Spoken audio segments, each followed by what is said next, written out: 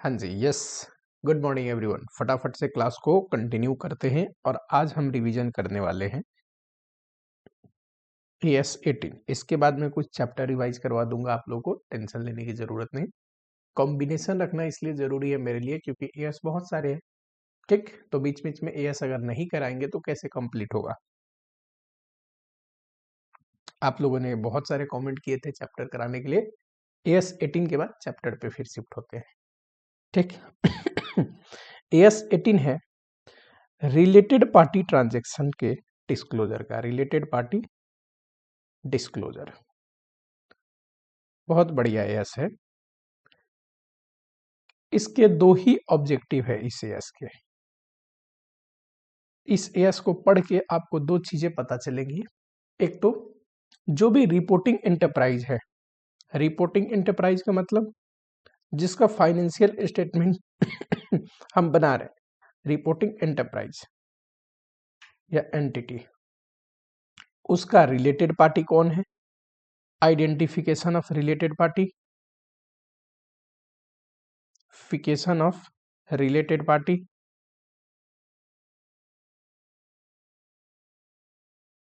और दूसरा related party पता चल गया ना, तो disclosure of related party transaction. Disclosure of related party transaction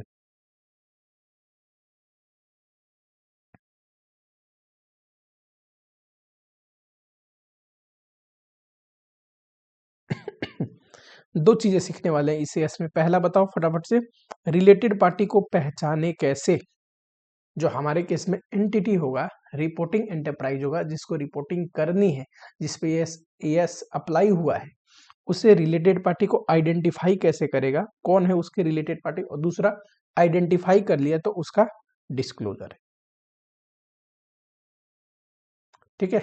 चलो, एएस के पैरा 3 में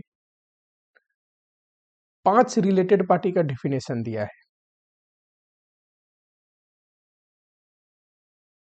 ठीक।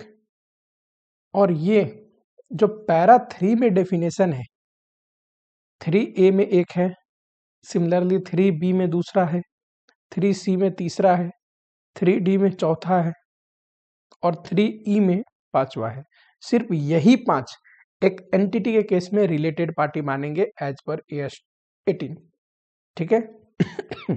तो रिलेटेड पार्टी का डेफिनेशन बहुत सटीक है। किसी भी एंटिटी के केस में ये जो 5 डेफिनेशन हम पढ़ने वाले हैं पैरा 3 में, ये 5 में से कुछ मैच कर रहा है तो रिलेटेड पार्टी है। इनके अलावा रिलेटेड पार्टी नहीं है एज पर एएस 18।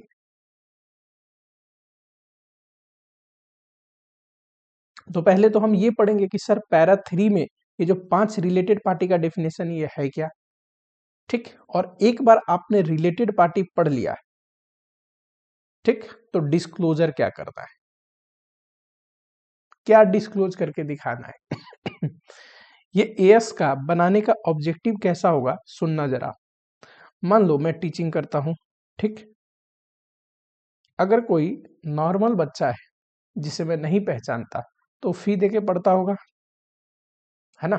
वहीं अगर मेरा कोई रिलेटिव आ जाए तो मैं उससे फी लूंगा क्या, फी नहीं लूंगा, ठीक। यानी कि जब भी हम किसी रिलेटेड पार्टी से डील करते हैं, जब भी हम किसी रिलेटेड पार्टी से ट्रांजैक्शन करते हैं, तो ट्रांजैक्शन आर्म लेंथ डिस्टेंस पे नहीं होता,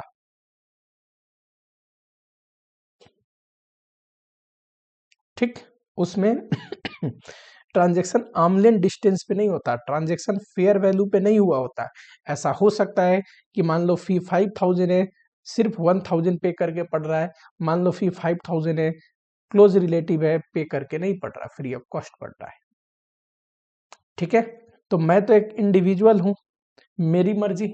पर कंपनी के केस में तो ऐसा नहीं है। कंपनी के केस में अगर कंपनी किसी ऐसे इंसान से डील करता है, ट्रांजैक्शन करता है, जहां ट्रांजैक्शन ऐसा लग रहा है कि फेयर वैल्यू पे हुआ नहीं हो सकता है, आर्म लेंथ पे नहीं हुआ होगा, तो ये डिस्क्लोज करनी चाहिए। क्यों डिस्क्लोज करना चाहिए सर, कंपनी के जो मालिक है, शेयर होल्डर, उन्हें पता होनी चाहिए ये बात। कंपनी में जो नए लोग पैसा लगाएंगे इन्वेस्टर, उन्हें पता होनी चाहिए ये बात कि कंपनी कुछ ट्रांजैक्शन ऐसे लोगों से भी कर रही है जो उसके रिलेटेड पार्टी है और ये ट्रांजैक्शन है। तो ये सारी चीज मेन ऑब्जेक्टिव यही है, क्योंकि रिलेटेड पार्टी से जो ट्रांजैक्शन होती है ना, वो अक्सर आर्म लेंथ पे नहीं हुआ होता है। ठीक, समझ में आया? तो मेन बात क्या आई कि पैरा 3 हमें पढ़ना है, रिलेटेड पार्टी होता क्या है ये पैरा 3 पे लिखा हुआ है। ठीक, नोट्स में ले लेता हूं, जरा नेट ऑफ कर देते हैं, नहीं तो क्वेश्चन आते रहेगा। चलो, इसी नोट से काम चल जाएगा अपना। ये समराइज नोट्स है जो मैंने पीडीएफ आप लोगों को दिया हुआ था। रिलेटेड पार्टी का रिलेशन देखने के लिए हमें क्या देखना है, पैरा 3 जो है उसका जो 5 है, पैरा 3 का A B C D and E ये डेफिनेशन में फॉल करना जरूरी है। इन्हीं में से किसी एक में फॉल करेगा तो रिलेटेड पार्टी है, पांचों में कोई भी किसी में भी फॉल नहीं करा तो रिलेटेड पार्टी नहीं है। सिंपल सी बात है, समझ रहे हो? चलो, सबसे पहला देखना, एन एंटरप्राइज दैट डायरेक्टली या इनडायरेक्टली, ठीक ध्यान देना, डायरेक्टली या इनडायरेक्टली थ्रू वन और मोर इंटरमीडिएटरीज, डायरेक्टली तो खुद कर सकता है, इनडायरेक्टली मतलब खुद या फिर अपनी सब्सिडरी के थ्रू, ठीक, इंटरमीडिएटरी कंपनीज के थ्रू, कंट्रोल्स और आर कंट्रोल्ड बाय और under common control with reporting enterprise. ठीक, इस डेफिनेशन को डिकोड करने से पहले इसमें एक शब्द आया है कंट्रोल, उसको समझने की कोशिश करते हैं, क्योंकि जब हमें ये पता होगा कंट्रोल होता क्या है, तभी हम बता सकते हैं कि कहना क्या चाह रहा है। कोई एंटिटी, मान लो ये एक्स लिमिटेड है, ये ए को कंट्रोल कर रहा है, ए लिमिटेड को, तो कब मानेंगे कि कंट्रोल कर रहा है? कंट्रोल करने के लिए क्या कंडीशन होनी चाहिए? तो number 1, more than half of voting power होना चाहिए, वोटिंग पावर होने चाहिए। यानी कि अगर एक्स लिमिटेड के पास 50% से ज्यादा वोटिंग पावर है ए लिमिटेड का, तो हम मानेंगे कि एक्स लिमिटेड ए लिमिटेड को कंट्रोल कर रहा है। डायरेक्टली इनडायरेक्टली का मतलब क्या है? देखना, एक्स का अगर ए के पास 60% शेयर है, होल्डिंग है, तो वोटिंग पावर है। मोर देन 50% मानेंगे एक्स क्या है, कंट्रोल कर रहा है। पर मान लो एक्स का 60% ए में है और ए का 40% बी में है और एक्स का 30% बी में है। अब यहां देखना, क्या एक्स बी को कंट्रोल कर रहा है? तो डायरेक्टली तो नहीं कर रहा, क्योंकि 30% होल्डिंग है, मोर देन 50% होना चाहिए। पर अगर इसकी होल्डिंग प्लस इसकी जितने भी सब्सिडरी है उनका होल्डिंग, इसका सब्सिडरी ये है, ये इसको डायरेक्टली कंट्रोल कर रहा है और ये इसको कंट्रोल कर रहा है। ठीक, अच्छा कंट्रोल नहीं कर रहा, चलो कोई नहीं 40% होल्डिंग है, तो क्या इसकी अपनी होल्डिंग एंड सब्सिडरी की होल्डिंग जोड़ के कंट्रोल कर रहा है? बिल्कुल। 30 + 40 70% होते हैं, 70% का मतलब है एक्स कंट्रोल कर रहा है। तो जब भी हम कंट्रोल देखेंगे, अपनी होल्डिंग तो देखेंगे ही, हमारी कोई इंटरमीडिएटरीज कंपनी है, हमारी कोई दूसरी सब्सिडरी कंपनी है, उनकी भी होल्डिंग साथ में लेके देखते हैं। ठीक है, चलो समझ में आया?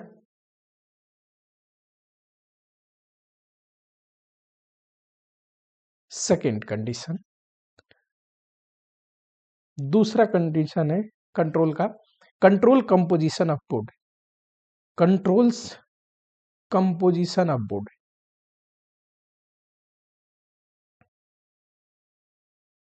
बोर्ड का कंपोजिशन का मतलब होता है मेजॉरिटी ऑफ, मेजॉरिटी। ठीक अगर ए लिमिटेड का मान लो हम होल्ड नहीं करते मोर देन 50% वोटिंग पावर, ठीक है, कोई बात नहीं, लेकिन ए लिमिटेड का जो बोर्ड है, बोर्ड है उसका मेजॉरिटी का मतलब मोर देन 50%।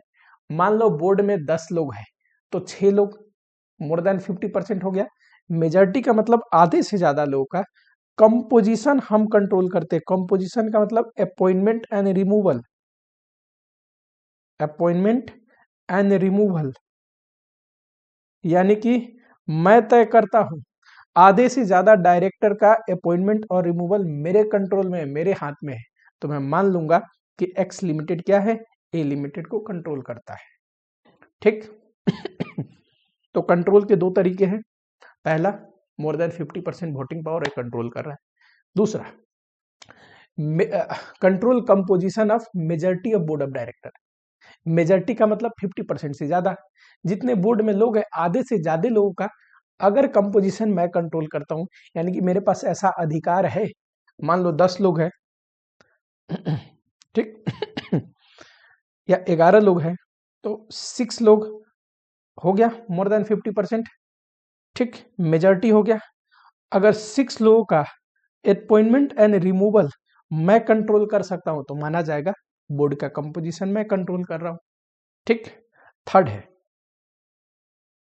अगर किसी एंटिटी का सब्सटेंशियल इंटरेस्ट हो, सब्सटेंशियल इंटरेस्ट हो, ठीक सब्सटेंशियल इंटरेस्ट का मतलब होता है 20% और मोर होना चाहिए सब्सटेंशियल इंटरेस्ट के लिए। मान लो एक्स लिमिटेड का 20% होल्डिंग है, या फिर 20% और मोर का मतलब तो ज्यादा, ठीक, 50% से ज्यादा नहीं, क्योंकि फिर तो ये कंडीशन में फॉलो हो जाएगा ना। ठीक है सब्सटेंशियल इंटरेस्ट है in voting power, red pen ले लेते हैं, सब्सटेंशियल इंटरेस्ट है वोटिंग पावर में, एंड उसके साथ एक और कंडीशन है, क्या, power to direct financial and operating policy. क्या होना चाहिए, power to direct financial and operating policies,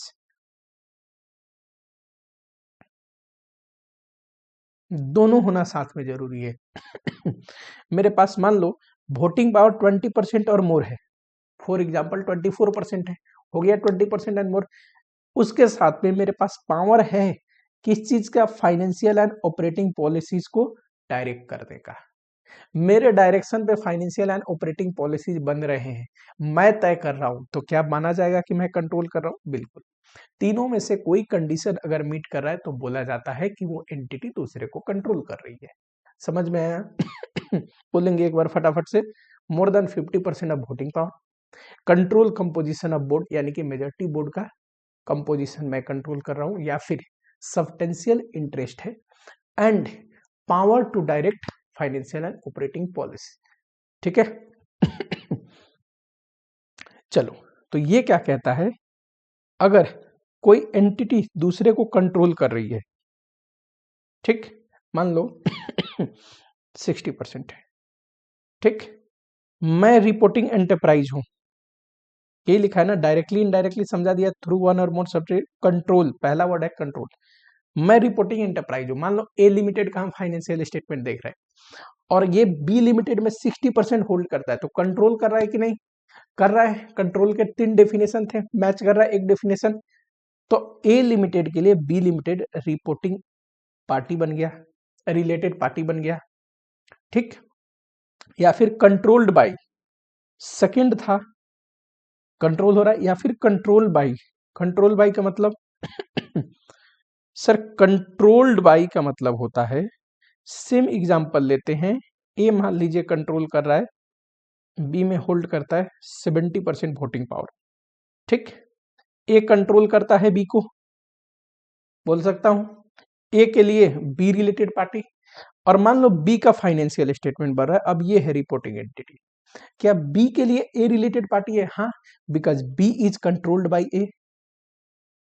कोई एंटिटी है उसकी फाइनेंशियल स्टेटमेंट बना रहे, एएस 18 अप्लाई होगा कि नहीं, अगर वो किसी को कंट्रोल कर रहा है तो होगा, वो उसके रिलेटेड पार्टी हो गई, ठीक मान लो कोई एंटिटी है, कहने का मतलब किसी भी एंटिटी के लिए उसका सब्सिडरी रिलेटेड पार्टी होता है, सिमिलरली किसी भी एंटिटी के लिए उसका कोई होल्डिंग कंपनी है, रिलेटेड पार्टी होता है। कंट्रोल्ड बाय का मतलब क्या है, होल्डिंग कंपनी, एग्जांपल के रूप में अंडर कॉमन कंट्रोल, ये क्या है, मान लो ए लिमिटेड है, ये रहा बी, ये रहा सी, ये इसमें 60% वोटिंग पावर होल्ड करता है, इसमें 70। ए के लिए बताओ, ए के लिए सर बी भी रिलेटेड पार्टी है, सी भी रिलेटेड पार्टी है, क्यों? दोनों को ही कंट्रोल करता है। बी के लिए बताओ सर, बी के लिए ए रिलेटेड पार्टी है, क्यों? बी इज कंट्रोल्ड बाई ए से कंट्रोल होता है। और साथ ही में एक चीज लिखी है, अमन under common control, under common control. क्या बी और सी कॉमन कंट्रोल में? दोनों का ये कॉमन कंट्रोल है, ए दोनों को ही कंट्रोल कर रहा है, तो ये आपस में भी रिलेटेड पार्टी है। तो बी के लिए अगर मैं बोलूं तो सर बी का ए रिलेटेड पार्टी है और सी भी है। ए कैसे है सर? ए कंट्रोल करता है ना, तो B is controlled by A. C क्यों रिलेटेड पार्टी है? C is under common control with, under common control, यानी कि फेलो सब्सिडरीज को बोलते हैं कि एक ही होल्डिंग का दो सब्सिडरी है, दोनों एक दूसरे का रिलेटेड पार्टी है। समझ में आया क्या? जब भी हम होल्डिंग देखेंगे, ठीक, कंट्रोल के लिए क्या देखेंगे? Directly and even indirectly. Indirectly का मतलब ये रहा ए, बी, सी, ठीक, ये डी को कंट्रोल करता है, ये ई को। ये इसमें 70%, 60%, 55%, 59%। बताओ ए के लिए कौन रिलेटेड पार्टी है? तो सर बी है, बी को कंट्रोल करता है, सी है, सी को कंट्रोल करता है, साथ ही में बी को तो डायरेक्टली कंट्रोल करता है। क्या ए ई को डी को कंट्रोल करता है? बिल्कुल। कैसे? इनडायरेक्टली। तो ये डायरेक्ट भी देखना है, इनडायरेक्टली भी देखना है। अगर ए की होल्डिंग देखोगे, कंट्रोल देखोगे इनडायरेक्टली, तो अपना होल्डिंग तो कुछ नहीं है, जीरो, पर इसके थ्रू होल्डिंग है 55, तो हो गया ना कंट्रोल। सिमिलरली क्या ए ई को कंट्रोल करता है? बिल्कुल। कैसे? डायरेक्ट नहीं करता सर, इसका तो डायरेक्ट होल्डिंग सी में है, पर इनडायरेक्टली करता है। इनडायरेक्टली कैसे? सी कंट्रोल करता है ई को, तो ई को भी करता है। ई को कंट्रोल करता है कि नहीं देखना हो तो अपना होल्डिंग कुछ नहीं है, प्लस सब्सिडरी का होल्डिंग, ये रहा ना, सब्सिडरी का होल्डिंग 59%, तो हो गया कंट्रोल। तो इसीलिए जब हम कंट्रोल देखते हैं, अपनी होल्डिंग तो देखते ही है, हमारा कोई सब्सिडरी है उसका भी होल्डिंग साथ में देखते हैं, यानी कि इनडायरेक्ट कंट्रोल भी कंट्रोल में आएगा। समझ में आया क्या? ठीक है।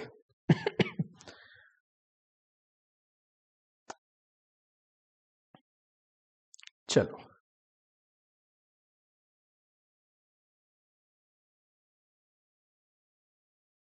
यहां पे देखना, अगर हम डी का केस बताएं, डी के लिए सर डी के लिए बी रिलेटेड पार्टी है, क्यों? बी कंट्रोल करता है। ए भी रिलेटेड पार्टी है, क्यों? ए सर इनडायरेक्टली कंट्रोल करता है, ठीक है। चलो आगे देखते हैं। सेकेंड पॉइंट है associate and joint venture of reporting enterprise. कोई एंटरप्राइज है तो उसका एसोसिएट उसके लिए रिलेटेड पार्टी, या उसका ज्वाइंट वेंचर उसके लिए रिलेटेड पार्टी, एंड वाइसे वर्सा, इसका शॉर्टकट है इतना बड़ा लाइन का। वाइसे वर्सा मतलब उनके लिए वो भी रिलेटेड पार्टी है। जैसे कि बारी बारी देखते हैं, इसमें दो वर्ड है, एक एसोसिएट और दूसरा रिलेटेड पार्टी, ठीक, सॉरी ज्वाइंट वेंचर। एसोसिएट का मतलब क्या होता है? तो एसोसिएट का मतलब होता है हैविंग सिग्निफिकेंट इन्फ्लुएंस। अब फिर आ जाते हैं डेफिनेशन पे। मान लो ये एक्स है, ये वाई लिमिटेड है। कब मानेंगे कि एक्स का सिग्निफिकेंट इन्फ्लुएंस है? सिग्निफिकेंट इन्फ्लुएंस है तो इसके लिए है, अगर यहां पे लिखा हुआ है, यहीं पे टिक करा देता हूं।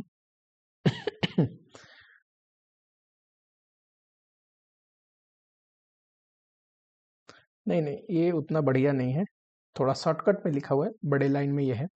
अगर ए के पास, अगर एक्स के पास पार्टिसिपेट करने का डायरेक्ट करने का नहीं, पार्टिसिपेट करने का पावर हो, पावर टू पार्टिसिपेट, जरा लिखना ठीक से, पावर टू पार्टिसिपेट किसमें, इन फाइनेंशियल एंड ऑपरेटिंग पॉलिसीज।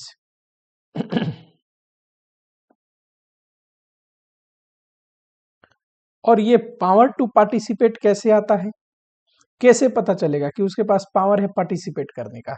ये 3 टाइप से आ सकता है। Number 1, by law, statute. Law में ऐसा प्रोविजन है कि भाई एक्स लिमिटेड का पास पावर है इसकी फाइनेंशियल एंड ऑपरेटिंग पॉलिसी में पार्टिसिपेट करने का। दूसरा, बाय एग्रीमेंट, एक्स और वाई लिमिटेड में एग्रीमेंट है कि एक्स लिमिटेड वाई लिमिटेड के फाइनेंशियल एंड ऑपरेटिंग पॉलिसीज में पार्टिसिपेट करेगा। और थर्ड होता है बाय होल्डिंग। होल्डिंग का मतलब 20% और मोर होना चाहिए वोटिंग पावर में, तब मान लेंगे। अगर होल्डिंग में 20% और मोर है वोटिंग पावर में, तब मान लेंगे कि पावर टू पार्टिसिपेट है। ठीक, ये तो नहीं दिया रहता यूजुअली क्वेश्चन में, लेकिन आपको जब भी देगा तो ये वाला पॉइंट जरूर देगा, 20% और मोर। यानी कि किसी कंपनी में मेरा 20% और मोर वोटिंग पावर है तो वो मेरा एसोसिएट, क्योंकि हम मान लेंगे अब हमारे पास power to participate in financial and operating policies आ गई।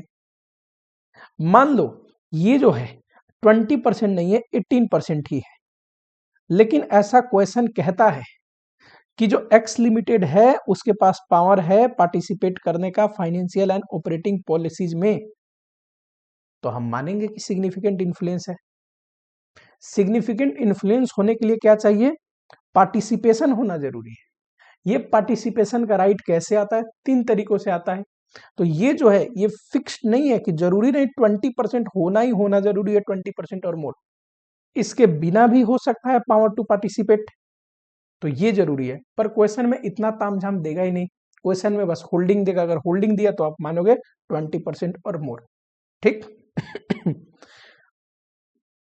अब एसोसिएट के केस में देखो, ये रहा, मान लो ये ए लिमिटेड है, इसकी ये 2 सब्सिडरी और इसका ये एसोसिएट। ठीक, बताओ ए लिमिटेड के लिए बी क्या है, रिलेटेड पार्टी, कैसे कंट्रोल करता है। सी क्या है, रिलेटेड पार्टी, कैसे कंट्रोल करता है। ठीक, क्या डी रिलेटेड पार्टी है ए लिमिटेड के लिए, तो यहां पे आपको देखना है, वैसे लाइन लिख दो, इनडायरेक्टली थ्रू सब्सिडरी, सब्सिडरी के थ्रू इनडायरेक्टली भी चलेगा, इनडायरेक्टली थ्रू सब्सिडरी कंपनी। यानी कि अगर हम ध्यान से देखें तो ये बताओ, ए लिमिटेड के लिए ये दोनों तो हैं रिलेटेड पार्टी, इसमें कोई डाउट नहीं है, पर ए लिमिटेड के लिए डी भी रिलेटेड पार्टी है। कैसे, डायरेक्टली सिग्निफिकेंट इन्फ्लुएंस नहीं है, सब्सिडरी के थ्रू है। ठीक, तो अगर ये इंस्टीट्यूट के एक्सपर्ट ओपिनियन में जब होता है ना, कोई चीज आती है तो उसकी इंटरप्रिटेशन क्लियर नहीं होता, फिर एक्सपर्ट ओपिनियन आता है, इंस्टीट्यूट उस पर क्लियरिफिकेशन देता है। तो इसमें क्लियरिफिकेशन क्या है कि जब कंट्रोल सिग्निफिकेंट इन्फ्लुएंस की बात है, जैसे बी, बी का सिग्निफिकेंट इन्फ्लुएंस है डी पे, देखो 20% और मोर वोटिंग पावर है। क्या ए का सिग्निफिकेंट इन्फ्लुएंस है डी के ऊपर, तो ये बोलता है इंस्टीट्यूट यस। क्यों, थ्रू सब्सिडरी। ठीक है, जब अगर कोई सब्सिडरी कंपनी है हमारी और उसका सिग्निफिकेंट इन्फ्लुएंस है, तो हम मानेंगे कि हमारा भी उस पर सिग्निफिकेंट इन्फ्लुएंस है। ठीक है, चलो, लेकिन अब डी के लिए देखते हैं कौन रिलेटेड पार्टी है। अगर डी के लिए देखोगे तो बी तो रिलेटेड पार्टी है, क्योंकि बी का सिग्निफिकेंट इन्फ्लुएंस है, लेकिन डी के लिए ए रिलेटेड पार्टी नहीं है। ए अपने लिए इसको रिलेटेड पार्टी बोलेगा, इसका जब फाइनेंशियल स्टेटमेंट बनेगा तो डी डी रिलेटेड पार्टी है, पर डी के लिए ए नहीं है, इनडायरेक्टली देखने की जरूरत नहीं है। ठीक, ये बात समझ में आई। तो ये इंपॉर्टेंट बात है कि डी के लिए पी रिलेटेड पार्टी है पर ए नहीं है। ठीक है, तो यही लिखा है, only B is related party D के लिए। क्या डी के लिए ए रिलेटेड पार्टी है? नहीं। पर ए के लिए डी रिलेटेड पार्टी है, हाँ। ठीक, तो इस केस में सब्सिडरी के थ्रू भी सिग्निफिकेंट इन्फ्लुएंस है तो वो रिलेटेड पार्टी है, पर उल्टा नहीं देखना आपको, इनडायरेक्ट रिलेशन नहीं देखना। समझ में आया क्या? दूसरा, ज्वाइंट वेंचर। ज्वाइंट वेंचर के लिए क्या बोलता है? तो ज्वाइंट वेंचर के लिए कहता है, ज्वाइंट वेंचर का मतलब होता है दो या दो से ज्यादा एंटिटी अगर एक ही इकोनॉमिक एक्टिविटी परफॉर्म करने के लिए गेट टुगेदर करते हैं ना, ज्वाइंट कंट्रोल में कोई ऑपरेशन करते हैं, तो उसको बोलते हैं ज्वाइंट वेंचर। मान लो दो एंटिटी है, चलो थोड़ा इरेज करते हैं इधर। मान लो दो एंटिटी है, X limited and Y limited. ठीक, ये मिल के कोई प्रोजेक्ट करने वाले हैं। ठीक, तो इन्होंने मिल के बना लिया ज्वाइंट वेंचर। कोई ऐसी इकोनॉमिक एक्टिविटी जो दो एंटिटी मिल के करते हैं, अब बताओ जब उस प्रोजेक्ट को करेंगे तो ये दोनों का ही कंट्रोल होता है कि नहीं? बोथ एंटिटी के पास कंट्रोल होता है, पावर शेयरिंग होती है कहने का मतलब, तो इसको बोलते हैं ज्वाइंट वेंचर। कॉन्ट्रैक्चुअल एग्रीमेंट है दो एंटिटी का एक कॉमन इकोनॉमिक एक्टिविटी परफॉर्म करने के लिए, पावर शेयरिंग होती है, दोनों मिलकर कर रहे हैं तो ऑब्वियस सी बात है। ठीक, ज्वाइंट वेंचर के केस में जैसे एक्स और वाई मिलकर एक ज्वाइंट वेंचर बनाए जेड, करेक्ट? बताओ इसका एक्स और वाई के लिए जेड क्या है? Related party. जेड के लिए एक्स और वाई दोनों रिलेटेड पार्टी है कि नहीं? इनके लिए ये joint venture related party, Y के लिए ये joint venture related party, Z के लिए ये दोनों को वेंचर रिलेटेड पार्टी। पर ये आपस में रिलेटेड पार्टी होते हैं क्या? आपस में रिलेटेड पार्टी नहीं होते। ठीक, ऐसे ही सिग्निफिकेंट इन्फ्लुएंस में है, देखो मान लो ए लिमिटेड है, बी और सी, यहां देखना इसको ये 30% होल्ड करता है, इसको 25% होल्ड करता है। ए का सिग्निफिकेंट इन्फ्लुएंस बी में है, हाँ, तो ये दोनों रिलेटेड पार्टी। ए के लिए बी रिलेटेड पार्टी, बी के लिए ए। ए का 25% सी में है तो सिग्निफिकेंट इन्फ्लुएंस हो गया। ए के लिए सी रिलेटेड पार्टी, सी के लिए ए रिलेटेड पार्टी। क्या ये आपस में रिलेटेड पार्टी हैं? तो नहीं। ये किस में होता था? कंट्रोल वाले केस में होता था कि ये कॉमन में भी रिलेटेड पार्टी मानते थे। पर क्या एसोसिएट वाले यानी कि सिग्निफिकेंट इन्फ्लुएंस वाले केस में है क्या आपस में रिलेटेड पार्टी है? अगर कॉमन सिग्निफिकेंट इन्फ्लुएंस में है तो नहीं। वैसे ही ज्वाइंट वेंचर में अगर दो जने मिलके ज्वाइंट वेंचर बनाए हैं तो ये दोनों इससे तो रिलेटेड पार्टी है, इसके ये दोनों रिलेटेड पार्टी है, पर ये आपस में रिलेटेड पार्टी नहीं है। ठीक है? याद रहेगा।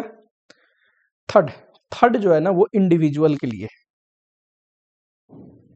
कि अगर कोई इंडिविजुअल डायरेक्टली या इनडायरेक्टली क्या करता है? कंट्रोल, कंट्रोल का डेफिनेशन आपने पढ़ लिया, या फिर सिग्निफिकेंट इन्फ्लुएंस है किसी एंटिटी पे, तो दोनों रिलेटेड पार्टी है। उस एंटिटी के लिए वो इंडिविजुअल रिलेटेड पार्टी है। ठीक, and relative of such individual. जैसे कि ध्यान से सुनना जरा, मान लो ये ए, मिस्टर ए है, बी लिमिटेड में 70% इसकी होल्डिंग है तो कंट्रोल करता है। सी लिमिटेड में 30% होल्डिंग है, सिग्निफिकेंट इन्फ्लुएंस है। तो क्या बी और सी आपस में रिलेटेड पार्टी हो गए? बिल्कुल हो गए, यही मैं बता रहा हूं। बी के लिए यहां देखना क्या लिखा है, for B A is related, नहीं नहीं नहीं नहीं,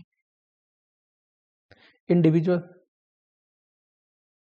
इंडिविजुअल एंड रिलेटिव। हाँ, क्या कह रहा है ध्यान से सुनना। अगर बी की बात करें तो ये बी के लिए कौन सा है? ये गड़बड़ हो गया, मिटाओ जरा। इसका डेफिनेशन 5th पॉइंट पे है, कॉमन वाला, यहाँ पे आएंगे। ये क्या बोलता है? इंडिविजुअल या फिर उसके रिलेटिव। तो यानी कि बी लिमिटेड के लिए ए लिमिटेड हो गया ऐसा इंसान जो कंट्रोल कर रहा है, सी लिमिटेड के लिए ए लिमिटेड हो गया ऐसा इंसान जिसका सिग्निफिकेंट इन्फ्लुएंस है। ए लिमिटेड नहीं बोलो, मिस्टर ए है, क्योंकि इंडिविजुअल है ना, मैं बार बार ए लिमिटेड बोल रहा हूँ। कोई ऐसा इंडिविजुअल, ध्यान से सुनना, जिसका कंट्रोल है किसी एंटिटी पे, तो उसके लिए वो इंडिविजुअल और उसके रिलेटिव रिलेटेड पार्टी हो गए। मान लो मैं हूं, मेरा सिग्निफिकेंट इन्फ्लुएंस है, कंट्रोल भी हो चलेगा, सिग्निफिकेंट इन्फ्लुएंस हो चलेगा। सिग्निफिकेंट इन्फ्लुएंस है किसी कंपनी में, सिग्निफिकेंट इन्फ्लुएंस का मतलब 20% और मोर वोटिंग पावर है, तो उस कंपनी के लिए मैं तो रिलेटेड पार्टी हुआ, प्लस मेरे जो रिलेटिव है वो भी रिलेटेड पार्टी हुए। ये आपको ध्यान रखना है, ठीक है। सिर्फ वो इंडिविजुअल नहीं, उसके रिलेटिव भी, कहा गया, रिलेटिव भी क्या है, रिलेटेड पार्टी है, ठीक। अब मान लो बी लिमिटेड का फाइनेंशियल स्टेटमेंट बन रहा है, तो ए लिमिटेड तो रिलेटेड पार्टी है ही, उसका रिलेटिव भी रिलेटेड पार्टी है, तो इनसे कोई ट्रांजेक्शन है उसको बोलेंगे रिलेटेड पार्टी ट्रांजेक्शन। चलो रिलेटिव में क्या होना आता है, बड़ा सिंपल है। एक इंसान के रिलेटिव में उसके स्पाउस, ठीक, son daughter, brother sister, father mother, ठीक। इसको क्यों बोलते हैं कि ये रिलेटिव को भी क्यों कंसीडर किया है। ए लिमिटेड तो ठीक है, कंट्रोल या सिग्निफिकेंट इन्फ्लुएंस है तो उस बंदे को रिलेटेड पार्टी मानना है, उसके रिलेटिव को क्यों, क्योंकि रिलेटिव के भी केस में ऐसा पॉसिबल है कि क्या ट्रांजैक्शन को इन्फ्लुएंस कर सकता है वो इंसान। मान लो मेरा कंट्रोल है एक्स लिमिटेड में, ठीक, 60% होल्डिंग है, और मेरा जो कोई रिलेटिव है, मान लो मेरा ब्रदर है, ठीक, रिलेटिव के डेफिनेशन में उससे एक्स लिमिटेड की ट्रांजैक्शन हो रखी है, तो भले ही एक्स लिमिटेड के लिए मैं क्या करता हूं, कंट्रोल होल्ड करता हूं, तो मैं तो रिलेटेड पार्टी हुआ ही, मेरा ब्रदर भी हुआ, तो ये जो ट्रांजैक्शन है ये रिलेटेड पार्टी ट्रांजैक्शन में कवर हो जाएगा, ये कहने का मतलब है, ठीक है। नेक्स्ट, की managerial person and there relative. एक कंपनी का जो भी की मैनेजरियल पर्सन है वो रिलेटेड पार्टी है, प्लस उसके रिलेटिव भी रिलेटेड पार्टी है। यानी कि मैं किसी अभी देखेंगे की मैनेजरियल पर्सन क्या होता है। मैं किसी कंपनी में की मैनेजरियल पर्सन हूं तो मैं तो रिलेटेड पार्टी हूं ही, मेरे जो रिलेटिव है यानी कि spouse, son daughter, brother sister, mother father, ये लोग भी रिलेटेड पार्टी है, तो क्या सिर्फ मेरे से ट्रांजेक्शन करेगा वो रिलेटेड पार्टी ट्रांजेक्शन है, नहीं, अगर मेरे रिलेटिव से भी करेगा तो वो भी कवर्ड हो जाएगा, क्योंकि रिलेटेड पार्टी में रिलेटिव भी कवर्ड हो जाते हैं उस इंडिविजुअल के, ठीक है। की मैनेजरियल पर्सन किसको बोलेंगे, देखो यहां जो डेफिनेशन है ना, वो की मैनेजरियल पर्सन का कोई पोस्ट को लेके नहीं है। की मैनेजरियल पर्सन कोई पोस्ट से तय नहीं होता, पावर से तय होता है। उसको बोलेंगे की मैनेजरियल पर्सन जिसके पास अथॉरिटी है, किस चीज की, planning, directing and controlling activities. यानी कि अगर कोई इंसान है, ठीक, देखने में तो आपको दिख रहा है कि एमडी है कंपनी की, मैनेजिंग डायरेक्टर, क्या ये एमडी होने से की मैनेजरियल पर्सन बन जाता है, नहीं। की मैनेजरियल पर्सन बनने के लिए क्या चाहिए, अथॉरिटी चाहिए, किस चीज की, प्लानिंग, डायरेक्टिंग एंड कंट्रोलिंग की, ठीक। मान लो कई बार ऐसा होता है जो रियल ऑनर है ना, वो की मैनेजरियल पर्सन पे अपने ड्राइवर को रख दिया है बुक्स में दिखाने के लिए, और खुद नॉर्मल इंसान की तरह एंटिटी से डील कर रहा है, तो ये तो कवर ही नहीं हो पाएगा। क्यों, की मैनेजरियल पर्सन में कौन है, उसका ड्राइवर है कि नहीं। तो इसीलिए बोलते हैं हम ये नहीं देखेंगे कि पोस्ट पे कौन है, हम देखेंगे कि कौन सा इंसान है जिसके पास ये अथॉरिटी है जो प्लान कर पाए, डायरेक्ट कर पाए या कंट्रोल कर पाए एक्टिविटी ऑफ एंटरप्राइज। समझ में आया क्या?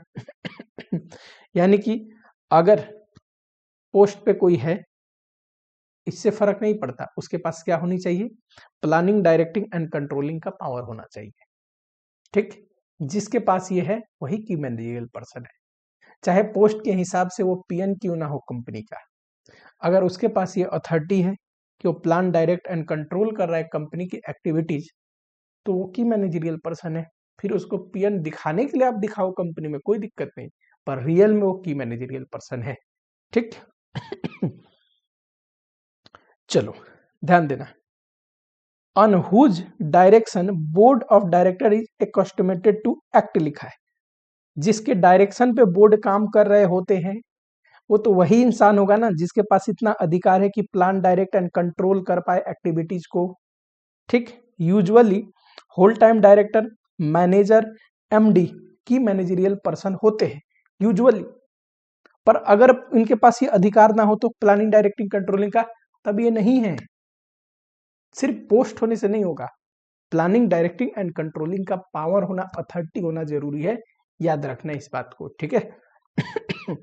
यूजुअली क्या होता है, जो ये पोस्ट पे हैं इन्हीं के पास ये पावर होता है, प्लान करना, डायरेक्ट करना, कंट्रोल करना, तो एक मैनेजरियल पर्सन माने जाते हैं, ठीक।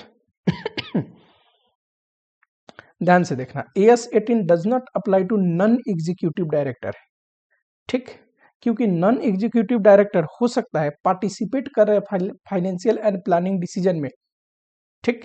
अब यहां पे होता क्या है, जैसे ध्यान से देखो, एक होता है एग्जीक्यूटिव डायरेक्टर, जो जनरली होल टाइम होते हैं, ठीक, डे टू डे एक्टिविटी को प्लान एंड कंट्रोल करते हैं। एक होते हैं नॉन एग्जीक्यूटिव डायरेक्टर, हो सकता है नॉन एग्जीक्यूटिव डायरेक्टर भी थोड़ा बहुत पार्टिसिपेशन करता हो, पर इसको कवर नहीं करता है, जब तक कि स्पेशली कहीं और डेफिनेशन में कवर ना हो जाए। सिर्फ क्योंकि वो नॉन एग्जीक्यूटिव डायरेक्टर है तो AS18 अप्लाई हो जाएगा, वो रिलेटेड पार्टी होगा, ऐसा नहीं है, ठीक है। चलो फिर आते हैं अगला, if an individual describe in para C point में क्या था, कोई भी इंडिविजुअल जो कंट्रोल कर रहा है या फिर सिग्निफिकेंट इन्फ्लुएंस हो, या फिर डी में कौन था, की मैनेजरियल पर्सन, और उनके रिलेटिव तो कवर्ड ही है by default, is common in two enterprise, both the enterprise are related party. मान लो ये मिस्टर ए है, ये एक में की मैनेजरियल पर्सन है, डी पॉइंट में कवर्ड था ये, और एक में दूसरे में भी की मैनेजरियल पर्सन है डी पॉइंट में, तो ये आपस में भी रिलेटेड पार्टी हो गए। क्यों? बिकॉज यही इंडिविजुअल इसमें भी डी पॉइंट में कवर्ड है, इसमें भी, ठीक। मिस्टर एक्स है ये, ए लिमिटेड में की मैनेजरियल पर्सन है, डी पॉइंट में कवर्ड है, बी लिमिटेड में 60% कंट्रोल है, सी पॉइंट में कवर्ड है, individual that control entity, individual is a की मैनेजरियल पर्सन ऑफ एंटिटी, तो ये एक दूसरे के रिलेटेड पार्टी। यानी कि कोई इंडिविजुअल जो दो एंटिटी में कॉमन है, सी और डी पॉइंट में कवर्ड है, अब किसी में सी पॉइंट में कवर्ड हो सकता है, किसी में डी, या दोनों में सी या दोनों में डी, कोई दिक्कत नहीं, तो ये दोनों एंटरप्राइज एक दूसरे के रिलेटेड पार्टी। नेक्स्ट एग्जांपल, ये ए है, एक में 60% होल्ड करता है तो कंट्रोल हो गया, ठीक। दूसरे में 31% होल्ड करता है तो सिग्निफिकेंट इन्फ्लुएंस हो गया, सी पॉइंट में कवर था कि नहीं, बिल्कुल, तो यानी कि ये कॉमन बंदा है दोनों एंटिटी में, दोनों रिलेटेड पार्टी है। तो कोई ऐसा बंदा जो सी या डी पॉइंट में पैरा में कवर था, वो दो एंटिटी में कॉमन है, तो दोनों एंटिटी एक दूसरे का रिलेटेड पार्टी। यानी कि इंडिविजुअल के लेके नीचे के 3 पॉइंट थे, ऊपर पहला पॉइंट था पहला पॉइंट था कंट्रोल को लेके, अगर मैं किसी को कंट्रोल कर रहा हूं मेरा रिलेटेड पार्टी, मान लो मुझे कोई कंट्रोल कर रहा है तो वो भी मेरा रिलेटेड पार्टी। कॉमन कंट्रोल में है, हम दो को कोई एक ही कंट्रोल कर रहा है तो हम दोनों रिलेटेड पार्टी। कंट्रोल डायरेक्टली भी हो सकता है, इनडायरेक्टली भी हो सकता है, ठीक। इनडायरेक्टली कंट्रोल मतलब ए बी को कंट्रोल कर रहा है, बी सी को कंट्रोल कर रहा है, तो हम मानेंगे ए सी को भी कंट्रोल कर रहा है। क्यों? जब इनडायरेक्टली देखते हैं तो होल्डिंग कैसे देखते हैं, बताओ फटाफट से, अपना भी प्लस हमारे सब्सिडरी का भी, तो ऑटोमेटिकली इनडायरेक्ट कंट्रोल आ गया, ठीक है। चलो डिस्क्लोजर,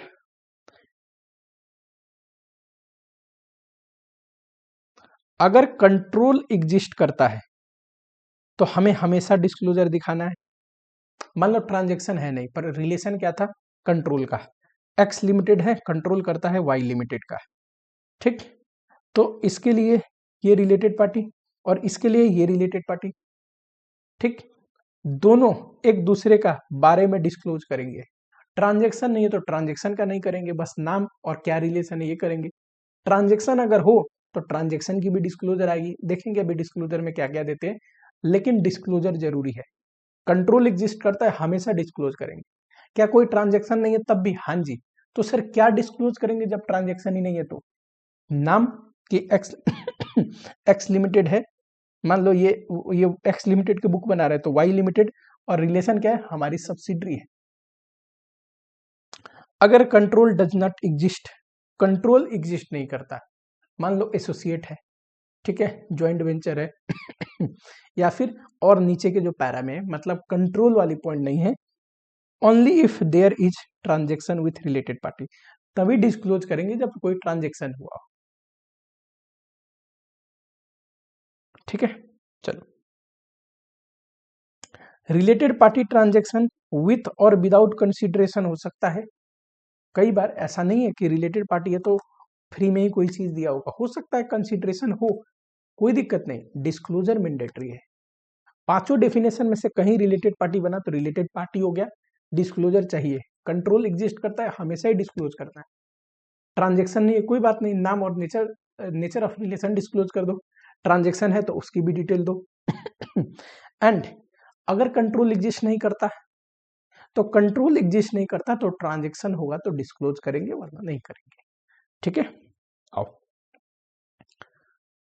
हाँ, डिस्क्लोजर में देते क्या है, एक तो नेम ऑफ रिलेटेड पार्टी,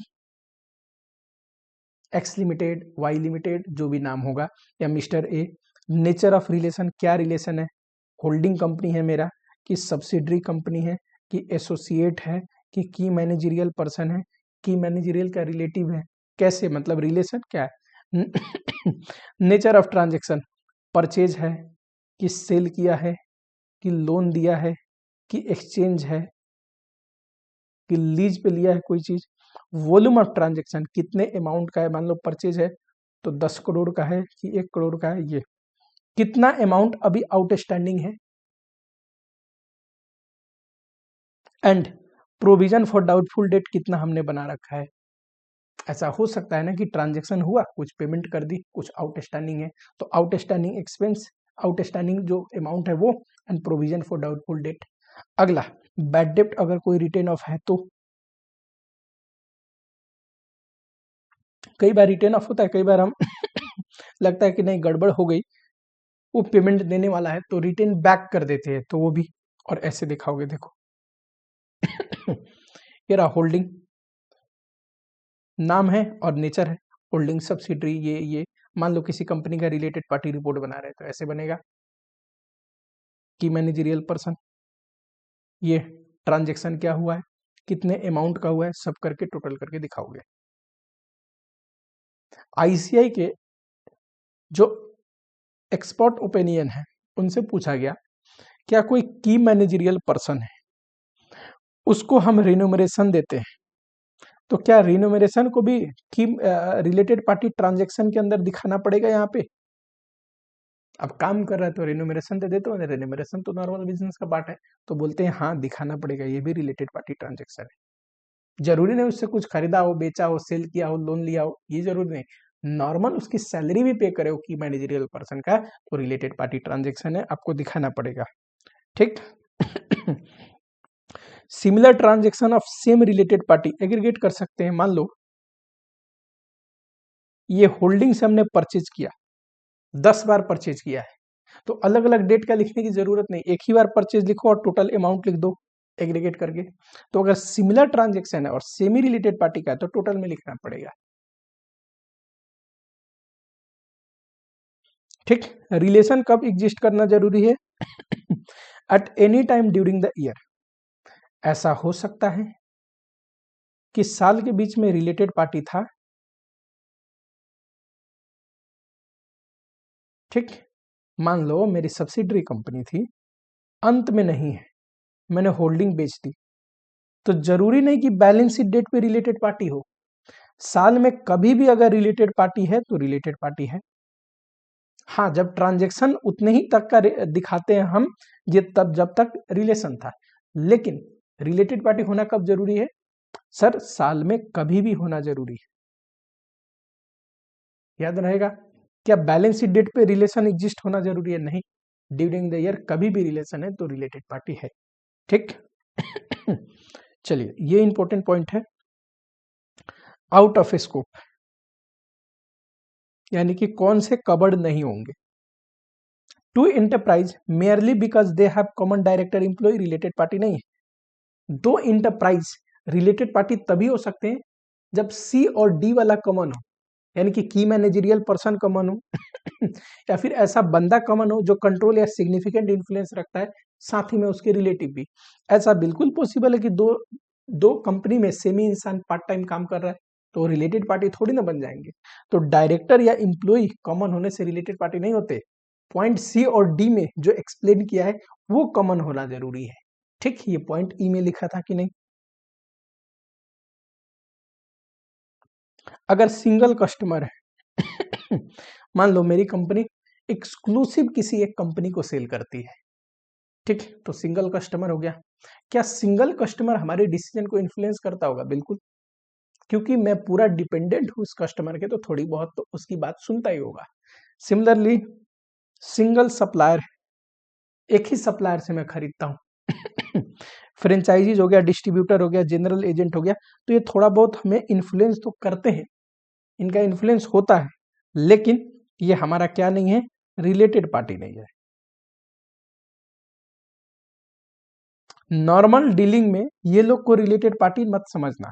जैसे कि प्रोवाइडर ऑफ फाइनेंस किसी से आपने लोन ले रखी है, ठीक, तो लोन ले रखी है तो हो सकता है उसकी भी इन्फ्लुएंस हो आपके ऊपर किसी ट्रांजेक्शन के ऊपर, और provider of finance related party नहीं है।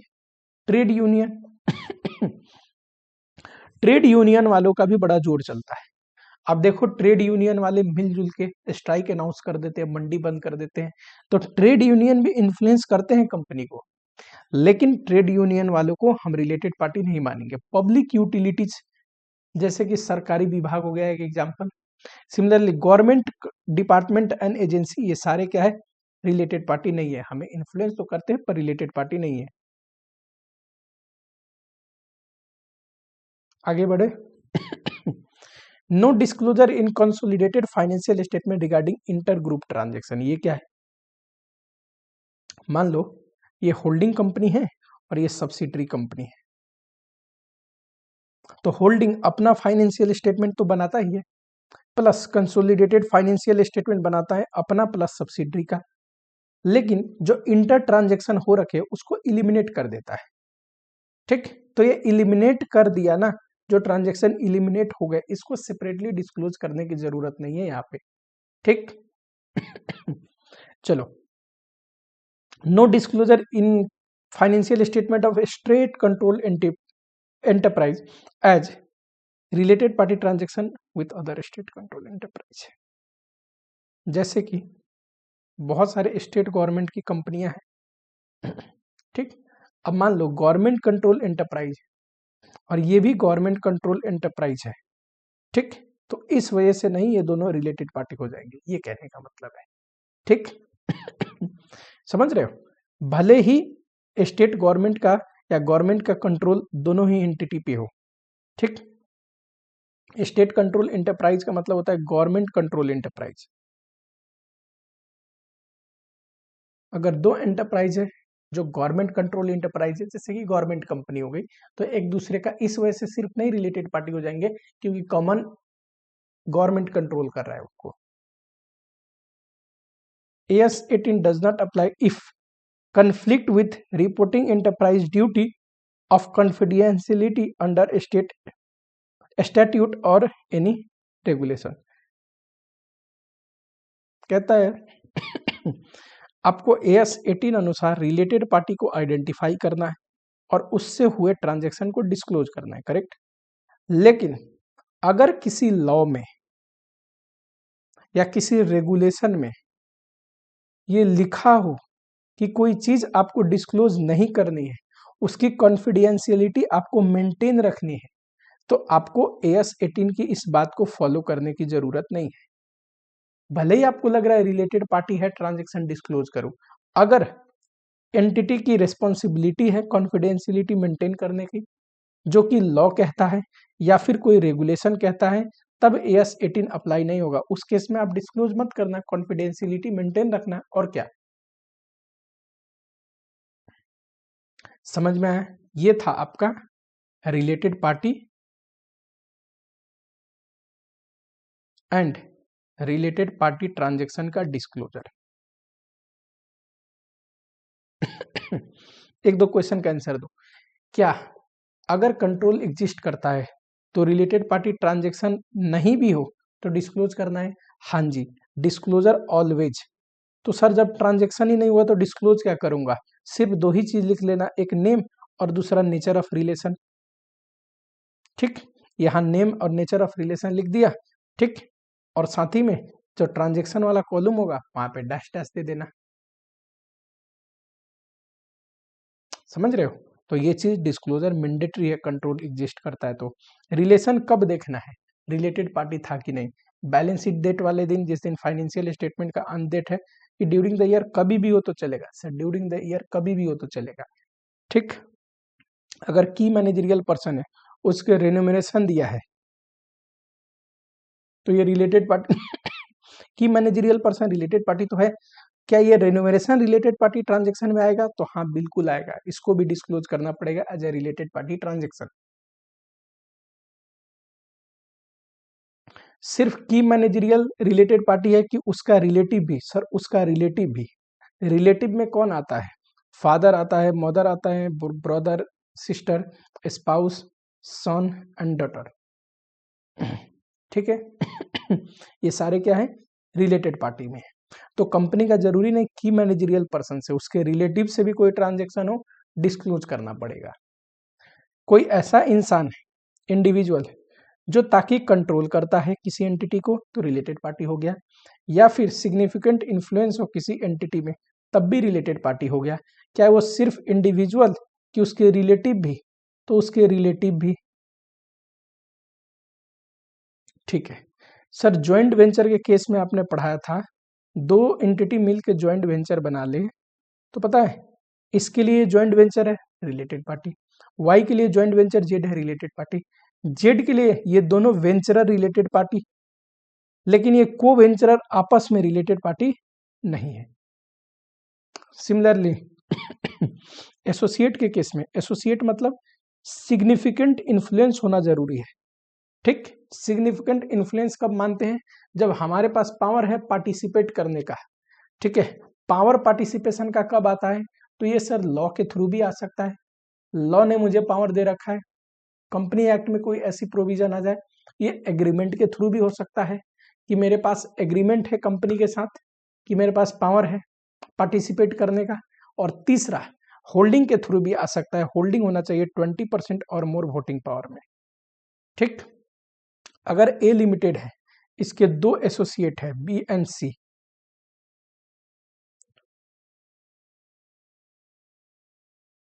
तो ए लिमिटेड के लिए ये एसोसिएट रिलेटेड पार्टी ए लिमिटेड के लिए सी एसोसिएट सी भी रिलेटेड पार्टी। तो ए लिमिटेड के लिए तो सर बी और सी दोनों रिलेटेड पार्टी, बी लिमिटेड के लिए A related party, C limited के लिए ये इसका एसोसिएट है ना, तो आपस में ये रिलेटेड पार्टी। क्या ये एक दूसरे की रिलेटेड पार्टी है? नहीं सर, सिर्फ सब्सिडरी में हम कॉमन सब्सिडरी देखते हैं कॉमन कंट्रोल। एसोसिएट में कॉमन सिग्निफिकेंस देखने की जरूरत नहीं है, एसोसिएट में ये आपस में नहीं बनेंगे। ठीक है एक और चीज बताओ, मान लो ए लिमिटेड है, ये बी लिमिटेड को कंट्रोल करता है, और बी लिमिटेड है, ये सी लिमिटेड में 30% होल्ड करता है। ठीक, बताओ बी लिमिटेड के लिए A related party because B is controlled by A, C related party क्योंकि इसका सिग्निफिकेंट इन्फ्लुएंस है। ठीक है, ए लिमिटेड के लिए बताओ बी रिलेटेड पार्टी है, क्यों? कंट्रोल करता है बी को। सी बी रिलेटेड पार्टी है, क्यों? बताओ फटाफट से सी क्यों रिलेटेड पार्टी है? सर इनडायरेक्ट भी देखते हैं, इनडायरेक्ट सिग्निफिकेंट इन्फ्लुएंस है, थ्रू सब्सिडरी भी अगर सिग्निफिकेंट इन्फ्लुएंस हो तो चलेगा। पर क्या सर सी लिमिटेड के केस में बी तो रिलेटेड पार्टी है क्योंकि बी का सिग्निफिकेंट इन्फ्लुएंस है, उल्टा देखेंगे क्या ए रिलेटेड पार्टी है? तो ए रिलेटेड पार्टी नहीं है। ये इंपॉर्टेंट बात थी जो मैं आपको समझाया था। कंट्रोल होने के लिए तीन चीजें होनी जरूरी है, तीनों में से कोई भी हो तो हम मान लेंगे कंट्रोल है। वोटिंग पावर 50% और मोर होना जरूरी है। ठीक, पावर होना चाहिए to control composition of board, control composition मतलब मेजॉरिटी बोर्ड में कंट्रोल कर सकता हूं, यानी कि उनकी अपॉइंटमेंट और रिमूवल का अधिकार है मेरे पास। थर्ड बताओ सर, सब्सटेंशियल इंटरेस्ट होना चाहिए, सब्सटेंशियल इंटरेस्ट मतलब 20% और मोर वोटिंग पावर, एंड इसके साथ ये इकलौता होने से नहीं होगा, and power to direct financial and operating policy, मेरे पास ये भी अधिकार होनी चाहिए कि मैं डायरेक्ट कर सकता हूं कि ऐसे होना चाहिए फाइनेंशियल पॉलिसी या ऐसा होना चाहिए ऑपरेटिंग पॉलिसी, तब माना जाएगा कि मेरा कंट्रोल है। ठीक, आई थिंक इतना काफी है। आराम से आप लोगों को ये छोटा है, यहीं पे एंड करते हैं। ठीक है, वीडियो में बने रहने के लिए आप लोगों की शुक्रिया। क्या करो कि फटाफट से, अगर नए हो, चैनल को सब्सक्राइब नहीं कर रखा है तो आगे वीडियो आएंगे तो पता चलते रहे, उसके लिए चैनल को सब्सक्राइब कर लो। ठीक, मिलता हूँ आप लोगों से नेक्स्ट लेक्चर में।